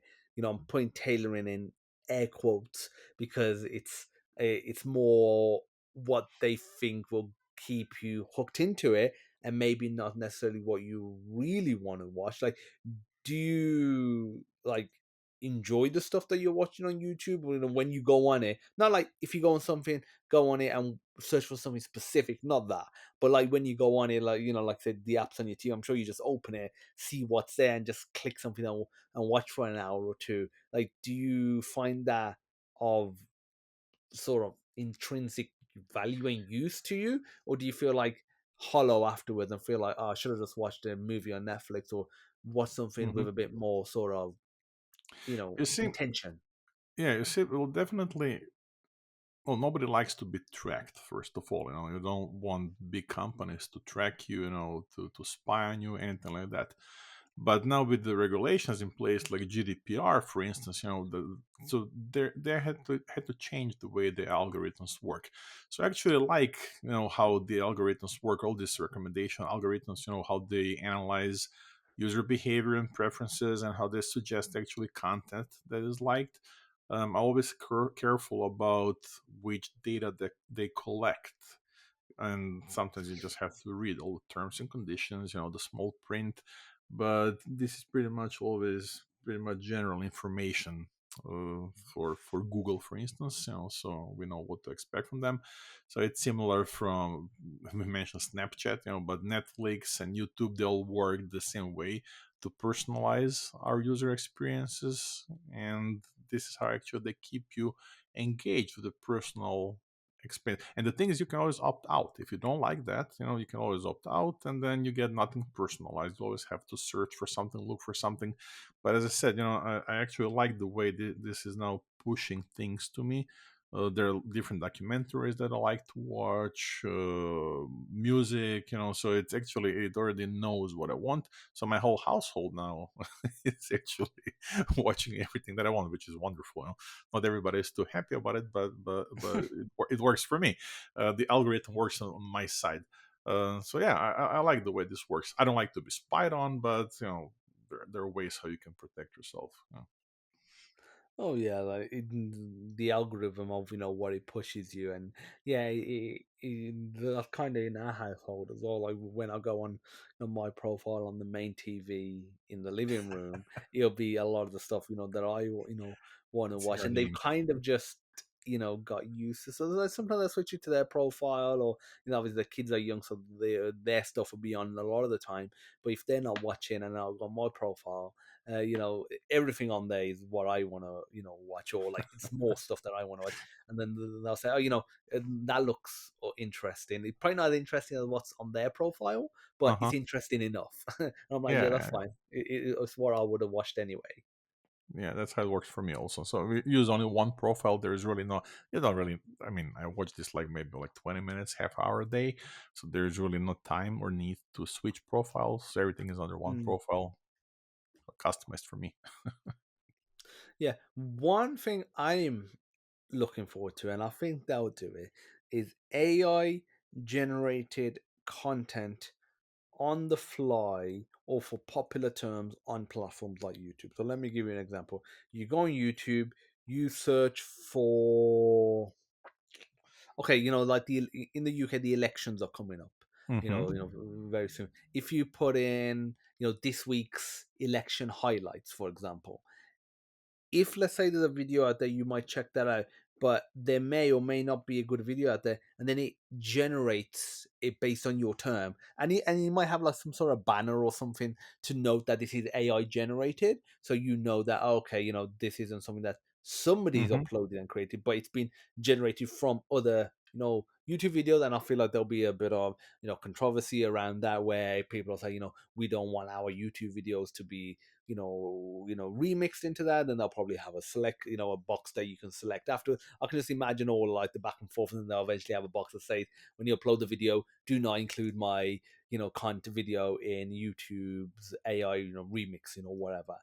But I feel like that will happen where you search for something and it will just generate it for you on the fly, and you'll say it's AI generated. Like, are you excited for that? And when do you think that might come? Well, I like when things are personalized, but I'm also Yes. aware of the risk. And all this AI generated content, it may lack accuracy, coherence, or it can be contextually relevant. And this can lead also to lots of misinformation. And also, it can produce lots of low quality output. So example for this is like AI generated news articles that contain factual errors or nonsensical information, and this is something that we have seen before. This is how they influenced elections both in the U.S. in the past and in the U.K. And now it was happening also. EU had elections this past weekend, and this is what we've seen. There's lots of news articles that are artificial AI generated, and they're just with factual errors, or that was just partial information, so creating different context. There are also different ethical concerns with the usage of technology like that, because AI can be used to create deceptive or harmful content. We have seen before deep fakes, which can also mislead and manipulate people. And this is something that we have seen before in e-fraud, electronic fraud, when the Bank of Hong Kong and then their headquarters in the UK, when they just defrauded the whole company by one user having three different deepfake avatars talking to them without realizing they were not real people, transferring $20 million to them. This is actually quite scary how it works for now with AI. And there are also intellectual property issues about who has the rights of this AI generated content. You said it's marked out there. But the thing is, like, is everything marked, and how is it protected? Not everything is bad that is created with AI. But the thing is, it's still not out there. It's not really regulated the proper way how it should be used. I know the EU, they released the AI Act, but we're still very early because nobody understands how this is supposed to work. How is it going to be implemented? What are the penalties for wrongful use? So many things are still unknown, but we're already overflown with the AI created content, being the videos or images or news articles. Everything is out there, and for an average person, it's really hard to distinguish what is real, what is fake. And we're coming to the main issue here is that many people don't have the critical thinking abilities, and they just believe everything they see, they believe. And the thing is, with critical thinking is actually, you would know that you need to check if something is fishy, doesn't look right. Then you have to check for facts, to make sure that this is the right thing.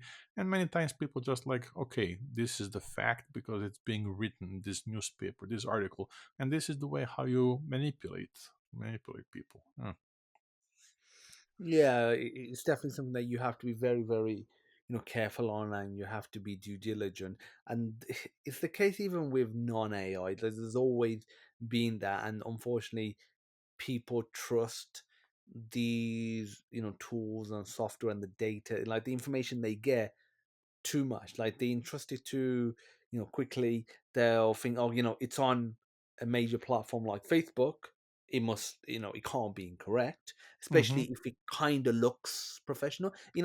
When it doesn't look professional, I feel like a lot of people be like, it's a joke. Even if it's real, just because it doesn't look professional. But when it looks professional, it's written well, it's got some nice video attached to it. And now, like before, somebody had to put a lot of effort and money into generating, content, like video content. Now that's not the case. Now you can generate something in AI, especially with stuff like you said, like deep fakes, and people will be like, oh, that looks realistic, that looks professional, it's on a major platform, it must be real, and it's promoted, like it's like some sort of promoted content. They'll be thinking in their head that, oh, if it's promoted, it must be even more legitimate. There is lots of AI generated content out there, especially AI generated ads. And this is something that's really becoming an issue now, because I've seen in the media that many people like who are like celebrities or something, they're just complaining that they never actually advertise anything for anyone.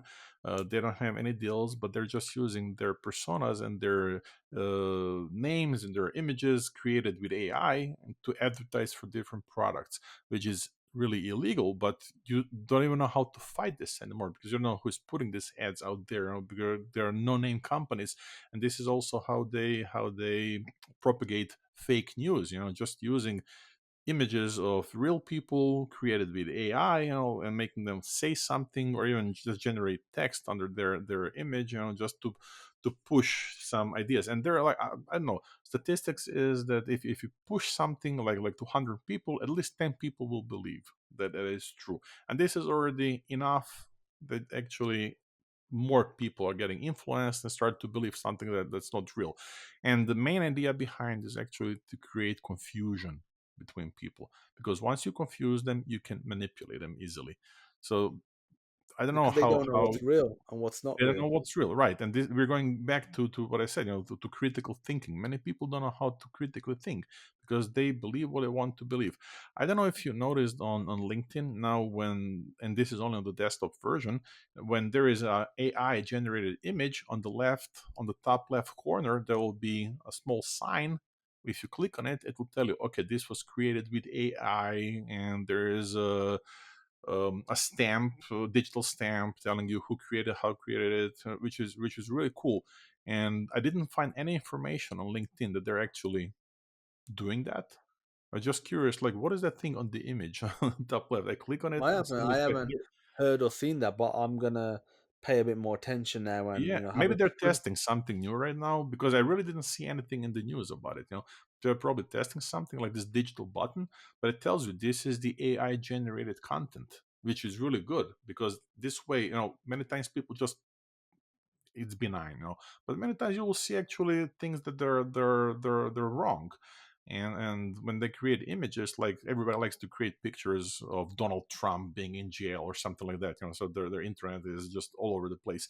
But it's really hard to distinguish now, is it real, is it not real, how is this created? Because with mid journey it's possible to do it, and there are other tools that can create really realistic photographs like this. But now on LinkedIn, you will get a button. Okay, this was generated with AI, and this is actually the first step into helping people to critically think. Click on this and see. And I like the way this is going now to protect us as individuals from all this fake stuff. Yeah, it's yeah, people will just easily believe, what's that. Like I see it all the time. Like I'll see somebody will say something to me, and like my first question, if it sounds ridiculous, is like, where did you see it or hear it? And like sometimes they'll like giggle or like they won't want to say where they saw it because I feel like at that moment it's kind of hitting them that, oh, it might not be real, that they shouldn't have believed it. I'm like, I'll ask a few more times. They'll be like, oh yeah, I just saw it on TikTok whilst I was scrolling, and then like, especially if it's some major news event, like so, like there was one like some big catastrophe had happened in some country, and when I had a quick Google, I was like, unless we're saying that Google is incorrect and all the news outlets, you can be against news outlets, all you want, but it's unlikely that all of them and Google are incorrect, or that they haven't reported this thing that was on TikTok, and they was like, oh no, but there was a video of it, and I looked at it, I was like, I can tell it's Well, AI generated, but they immediately couldn't. yeah, see, with people are more likely to believe information that confirms their pre-existing beliefs, and Mm. just to ignore information that also contradicts them. And they also, as you said, about their friends, they tend to believe and spread information that is popular or endorsed by their social circles. And fake news, if it's being propagated, it often leverages like sensationalism and emotional triggers, uh, just to capture the attention and provoke strong reactions with people. So this is the thing, this is called cyber psychology, actually, the way how we interact with digital media, with digital devices on the internet, because it's changing our perceptions and we believe in what we see. And cyber psychology would explain actually why do we believe in this, why our pre-existing beliefs are important, and we like confirmations. This is what we like as people, you read something and you can identify yourself with something, and this is actually you're confirming your pre-existing belief. And just then you would just ignore all the information that would contradict something that you believe. People like to be right; they don't like to be wrong. And here it's why it's critical thinking. It's really important because many people just lack, as I said, they lack the skill to critically evaluate the credibility of information sources and to distinguish between reliable and unreliable news. Yeah, it's something that people will have to grapple with, like more than ever now with AI.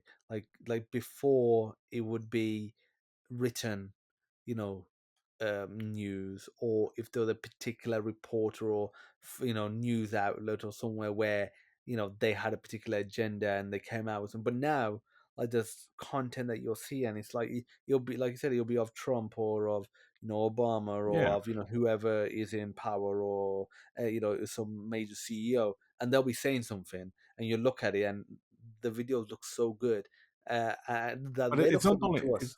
yeah, it's not only that it looks good, but it's the information overload, because the information that is available online, it can just overwhelm people, and this is the thing, is if there is so much stuff out there that is being fake, this is really challenging to understand what is right, what is wrong.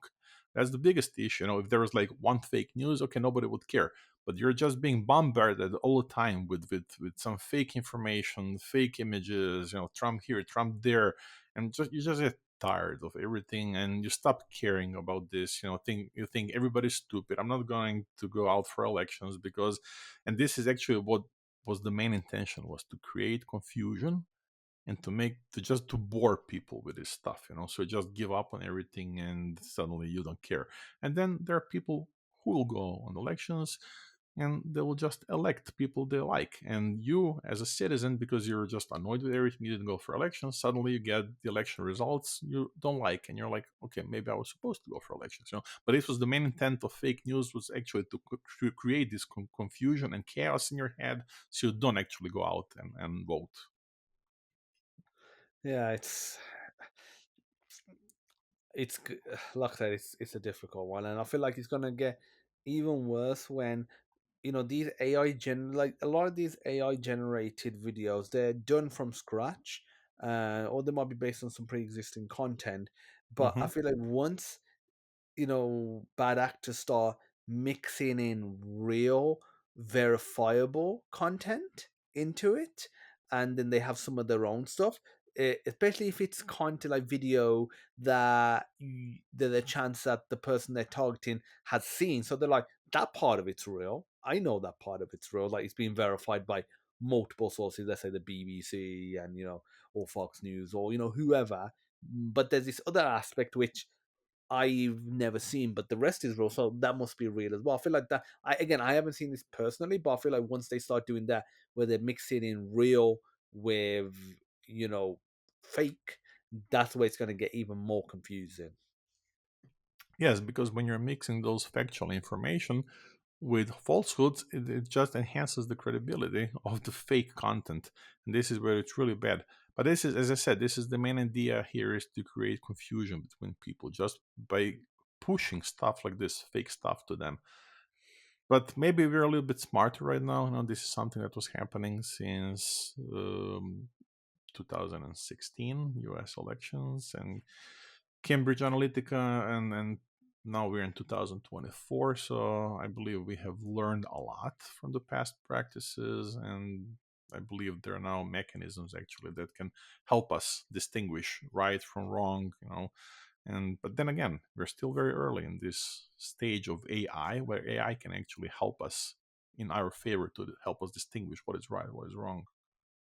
Oh yeah, I mean we're almost at the 2 hour mark. Like before we actually wrap up, one thing I want to ask is, what new AI advancements are you using within your business and in your work?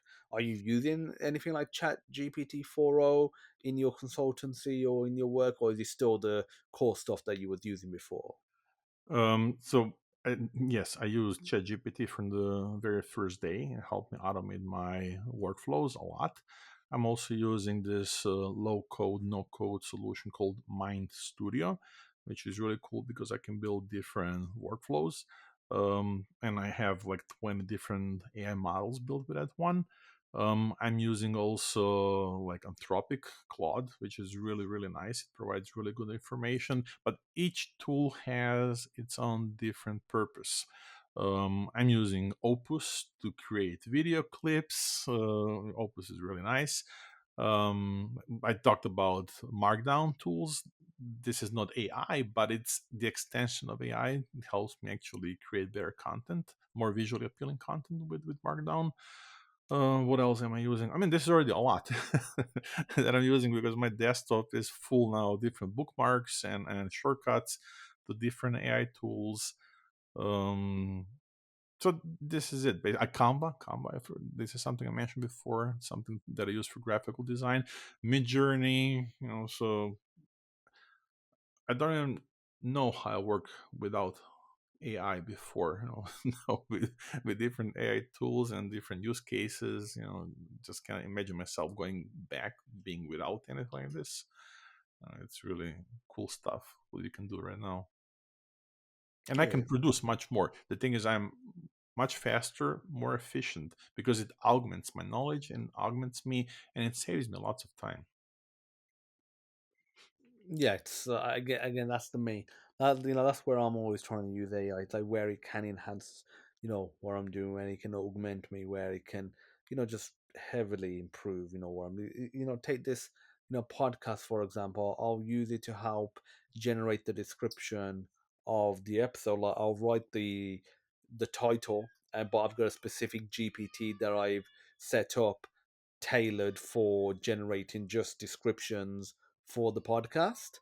Hmm. And then using that, I'll put in the title. Then the title will be used to generate the description. Then I have a separate GPT that'll take the title as well. Instead of generating a description, it'll generate social posts for LinkedIn and for Twitter. Hmm. So again, it's because before I remember how long it would take to manually write the description, manually write the social posts, which frankly weren't as good as well. And I was always googling to see what other people was doing for their description on social posts, so it wasn't 100% just what I was making up. So it's always influenced and sort of generated by myself based on some other information that I was looking at. But now AI is just doing it. It's so much quicker. Yeah, and the next thing I'm going to buy is, you didn't ask, but I'll tell you, it's Ray-Ban Meta sunglasses. I want to get them as well. This is something that I read so much about, and it's really, really cool. So basically, you wear AI, and just tells you everything around you, and you can shoot videos. Everything is happening in real time. It's connected to the internet. It's just amazing, how they did it. So I'm really Yeah. looking forward to that purchase. Yeah, I'm not a big sunglasses person, but that Yeah. like went over to Dubai a couple of weeks ago, and because it's hot over there, I wore some just cheap sunglasses. But I was like, if I'm gonna spend some money, I don't mind spending it on one that has a bit of tech in there.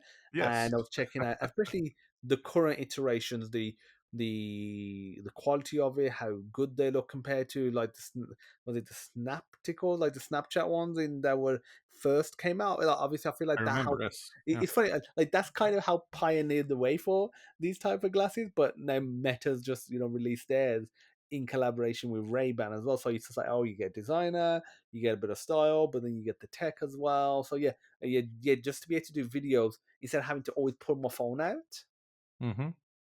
and the quality looks good. I was watching some YouTube samples, or samples on YouTube, people that had done not the Yeah. not Meta, because obviously they're gonna show the best of the best in the best conditions. But like there's Hmm. just some average people had recorded, and I was like, they actually look really good. Like if you just said that was from a phone, like a decent phone, I wouldn't question it. Like they look really good. I need to check out some of the AI side of it, like the information stuff that you were saying. Like so, like what sort of things can you do with the AI and like the data? The glasses. So basically, it's like, like ChatGPT with the with the vision, where you can just scan everything and it tells you what it sees. So basically, this is the same as when these glasses. You put them on, and you look into something, and it will tell you, okay, this is like a plant, and this is this type of plant. You can talk on it, like it's also a phone device. So you talk to your glasses in natural language and ask questions, and it just provides, it describes what is around you. So just imagine going for shopping, and just compare these products on Amazon store. So you look at something, it just shows, like, okay, on Amazon you can buy this probably cheaper or more expensive, whatever. There are different models. So you get all this information at once. It's probably overwhelming, but I like to be overwhelmed with information. So it's really cool how you can actually search. This is the new way how you search for stuff, and how you explore the world on yourself, because it records also video of everything that you see, and it looks good on you. I really like this one. It's called Ferrari edition of Meta, Ray-Ban Meta. So it's like, okay, so it's really appealing to me now. I want to try this. Not only that it looks good, but you can do lots of stuff with these glasses. And this is way Okay, better than the one from Apple. How is it called? This like you're gonna go diving. It's yeah, the really- Vision Pro. Yeah, the I Vision mean, Pro. yeah, It's really, they're two different types of like sort of yeah. glass. Like Snapchat. I mean, like the Meta ones are more like you wear all day, Hmm. And even if the battery dies, you still have sunglasses. Like they're still usable as the fallback as sunglasses. So Yeah, that's yeah. the other thing. And then whereas the Apple Vision Pro, it's more obviously competing with a Quest or some other VR AR headset. It's but yeah, I know what you mean. It does look like you're going scuba diving. Yeah, it's still too big, you know. I have my Yeah. Oculus Quest 2, you know, and I liked it. I bought it when it was like the second day it was released in the market. I played with it for a couple of months, but right now it's just being in my closet. You know, I rarely use it anymore. But I really like the capabilities, what you can do with it, and I'm waiting for this technology actually to become lighter and more sophisticated, you know. But I'm aware of everything that you can do with it, and it's really promising. And now with these glasses from Meta, you know, this is something. It's not like VR, like the ones from Oculus. This is different type of how you use them, but definitely really good use case, you know. And I really like how they say don't drive with these glasses because it's going to confuse you with all the information you're collecting. But you can always disable AR and just use them as the regular glasses and just use them as video cameras also, you know, to record videos. So there are different use cases how you can use it, but definitely the biggest benefit is the artificial intelligence that's being built into them. Oh yeah, 100%. Like that's gonna be one of the big enhancers that makes it Yeah. go from just sunglasses with a camera to sunglasses with a camera with AI, and then once they saw, how they had it with was it, Google Glass. I know that's really dead in the Hmm. water, but like I was really excited about that having that AI AR stuff in the real world. So I think there's a place for the more heavy duty VR headsets. I want them to get lightweight as well. I want them to be like regular Yeah. glasses that effectively, like maybe project some sort of laser into your, eye, and that's how you're, viewing it. So there's no like, you don't see the glasses, like like the border of it, but I mean the frame. But having it more like Google Glass, where you're walking around, you're getting actual information, visual, Hmm. prompts, and like you look at a building. Let's say, like I was over in Dubai, like I was saying, you look at the Burj Khalifa, and he gives you some information about it, or some sort of walking route. Like instead of having to pull your phone out to see a walking route, it just shows you and be like, oh, turn left here. Instead of you thinking, oh, do I put my phone on loud and the phone's talking to me saying turn left, or do I just constantly keep checking? Whereas with this, it's just like you just see an arrow and you just go there. You have the view of the Terminator. Yeah, literally, and then you can look at, if you see a restaurant, you could, literally just look at it. You could get you some just basic information that Google has, like opening times. That might be of Hmm. interest. Hmm. Is it busy right now? Because again, Google will tell you if it's busy, based on the information they have, and busy time. You could, maybe get some menu up, or what would be great is if you could set your preferences of what you like to eat, and Hmm. it could give it a rating or give it like a 3 star or something saying that for you this probably isn't the best restaurant. You're probably not going to like the food here. Or whereas, and you might even say there's this other restaurant like just opposite you or nearby, like half a mile walk, that's more suited if you're in Right. if you want to eat something and this is more your tastes. Yeah, what I really like is actually you don't have to pull out your phone, you don't have to type for something, you know, search, because with these glasses, you know, you can use them also as navigation. So it will take you to the restaurant, it will show you right away where to go, it will show you what it is, the menus they have, because this is something that's really cool that you can do, you know. So it's less steps than before. You know, before you had to take your phone out and look for something, search for information. Right now, you're basically wearing everything. It's your headset, they're your sunglasses, they're your AI tool. So everything. Your phone, everything is there. You know, in one device. And before you had to have different devices, different purposes. So this is all in one. This is really really cool. Oh yeah, it does just mean, like you said, there's a reduction of what you're having to use, and I think this Right. is something I'm really excited, for. I think this is a great place to wrap up this episode, and I'm excited to have you on again, Tom, and by then you'll probably have got your glasses. I might have got them as well, We'll and talk about them. yeah, we can talk about them, and the AI sort of enhancements and improvements for wearables. Obviously, humane AI, that pin that they was doing. Hmm. They got the rabbit device as well. And the humane one kind of, you know, fell in the water. It Yeah. wasn't. When I saw it, I was like, it sounds like a good idea. I feel like they're not gonna be able to execute on it. It just sounded too good. But in the future, maybe. But we're gonna see a lot more of that. Not See, just software, not just yeah, it application, sounded but hardware. Yeah, it sounded really good until the moment the ChatGPT 4.0 came out with the vision and everything built in. Suddenly, like everything looked good for Humane at the time and Rabbit. Suddenly there is GPT 4.0 with the vision and voice and everything built in. Suddenly it's like, okay, I already have everything on my phone. So this is definitely a game changer. Oh yeah, 100%. So Tom, I just want to thank you for coming on to FireDev again. It was really insightful. It's good catching up with you as well. Thank you for having me. It was fun. Not a problem at all. And again, I want to thank everyone for tuning in to this week's episode of FireDev. I'll see everyone in next week's episode. Take care. Bye. Bye bye.